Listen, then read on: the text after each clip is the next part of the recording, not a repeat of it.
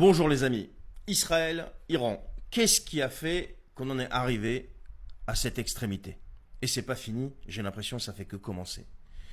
45 ans de guerre froide qui sont en train de se transformer en une guerre totale, qui ne dit pas encore totalement son nom, mais on a l'impression qu'on y est là. Là, les frappes sont de plus en plus violentes. Alors, pour comprendre la situation, pour comprendre le pourquoi du comment, pourquoi on en est arrivé là, il va falloir qu'on remonte un petit peu dans le temps. Et justement, dans cette vidéo, je vais vous raconter cette histoire d'une guerre froide qui est en train de couver depuis 45 ans et qui est en train de se transformer en peut-être un embrasement généralisé du Moyen-Orient.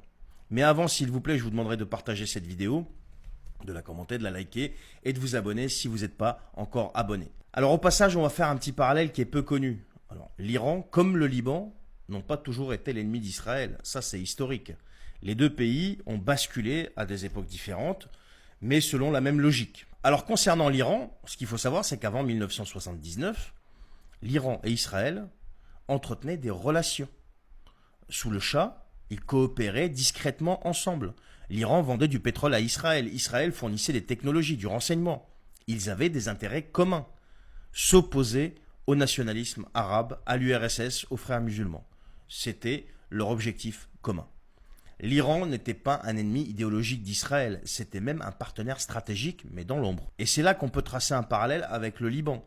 Le Liban, pendant longtemps, n'était pas non plus un adversaire déclaré d'Israël. Au contraire, c'était un pays qui était ouvert, complexe, multiconfessionnel, mais quand même ouvert. Et jusqu'à la fin des années 60, il gardait une forme de neutralité.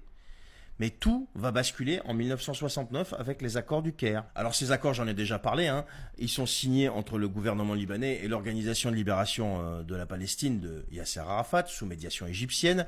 Ils autorisent les Palestiniens à opérer militairement depuis le territoire libanais contre Israël, notamment dans le sud Liban. Alors, en gros, le Liban va abandonner une partie de sa souveraineté, il va laisser l'OLP s'installer et installer des bases, tirer des roquettes, et Israël va commencer à répliquer. Résultat, le sud Liban s'embrase, il devient une zone d'instabilité complète et permanente surtout, et le pays va finir par basculer dans la guerre civile quelques années plus tard, et au passage, on va avoir deux invasions israéliennes, 78 et 82.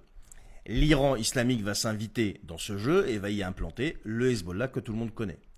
Et ce schéma, on va le retrouver à peu près en 1979, mais cette fois à une autre échelle. 1979, la révolution islamique éclate en Iran et elle change tout.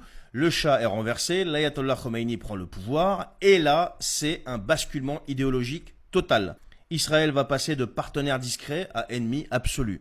Et la rhétorique iranienne devient violente, il l'appelle l'entité sioniste, elle est qualifiée de tumeur et l'ambassade israélienne à Téhéran devient une ambassade palestinienne. Et l'Iran islamique veut devenir tout simplement le centre de la résistance contre Israël au nom de la justice pour les Palestiniens, mais aussi et surtout pour asseoir son leadership dans le monde musulman. Et voilà comment en quelques mois, seulement en quelques mois, un allié stratégique devient l'un des pires ennemis de l'État hébreu.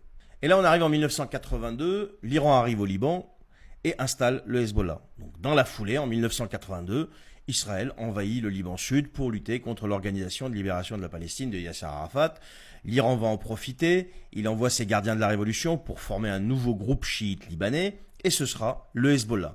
Donc il sera armé, il sera financé, il sera entraîné par Téhéran, et le Hezbollah va devenir le bras armé de l'Iran contre Israël depuis la frontière nord, donc la frontière sud du Liban, donc la frontière nord d'Israël. Et là, on va rentrer dans une logique qui va structurer le conflit pendant des décennies. La guerre par procuration. L'Iran ne va pas frapper directement Israël, il le fait à travers ses alliés, Hezbollah au Liban, milices chiites en Irak, Houthis au Yémen, Hamas à Gaza, etc., etc. Et entre 1990 et 2000, il y a le nucléaire iranien qui va entrer en scène. Parce qu'à partir des années 90, l'Iran commence ce qu'on appelle son programme nucléaire. Alors officiellement, c'est pour produire de l'énergie, mais officieusement, Israël n'y croit pas une seule seconde. Le gouvernement israélien considère qu'un Iran nucléaire serait une menace existentielle pour Israël. Et à partir de là, vous devinez que toutes les options sont sur la table. Et Israël va justement passer à l'action, donc via des assassinats ciblés de scientifiques nucléaires iraniens, virus Stuxnet, donc attaque informatique conjointe avec les États-Unis qui vont saboter les centrifugeuses, cyberattaques récurrentes, etc., etc.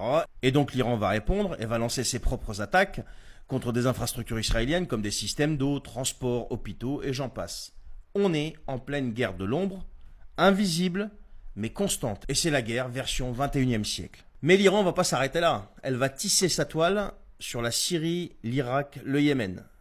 Depuis les années 2010, l'Iran va renforcer son arc d'influence chiite dans la région. Alors en Irak, on va avoir les milices pro-iraniennes. En Syrie, soutien à Bachar el-Assad.